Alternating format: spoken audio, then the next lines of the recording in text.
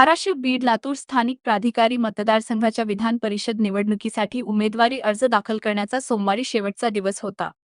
या महत्त्वाच्या निवडणुकीसाठी महायुतीचे अधिकृत उमेदवार बसवराज पाटील आणि महाविकास आघाडीचे अधिकृत उमेदवार महेश देशमुख यांनी धाराशिव येथील जिल्हाधिकारी कार्यालयात आपापले नामनिर्देशन पत्र दाखल केले. या दोघांच्या उमेदवारीमुळे उमरग्याच्या दोन भूमिपुत्रांमध्ये आता थेट लढत होणार आहे. महायुतीचे उमेदवार बसवराज पाटील यांनी आपला उमेदवारी अर्ज दाखल करताना जोरदार शक्तीप्रदर्शन केले.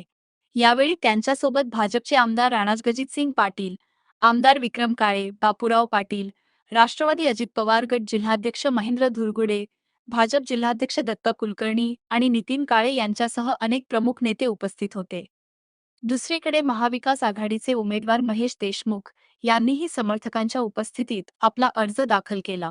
यावेळी शिवसेना उबाठा खासदार ओम राजेनिंबाळकर, आमदार कैलास पाटील, आमदार प्रवीण स्वामी, काँग्रेस नेते विश्वास शिंदे, काँग्रेस जिल्हाध्यक्ष उमेश राजेनिंबाळकर, डॉक्टर स्मिता शहापूरकर तसेच राष्ट्रवादी शरद पवार गटचे नेते जीवनराव गोरे आणि जिल्हाध्यक्ष डॉक्टर प्रतापसिंह पाटील उपस्थित होते.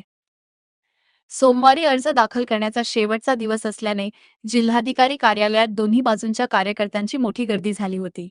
कार्यकर्त्यांच्या उत्साहामुळे आणि नेत्यांच्या उपस्थितीमुळे परिसरात राजकीय वातावरण चांगलेच तापले होते.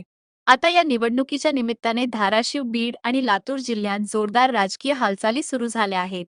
पाहत रहा एकमत डिजिटल.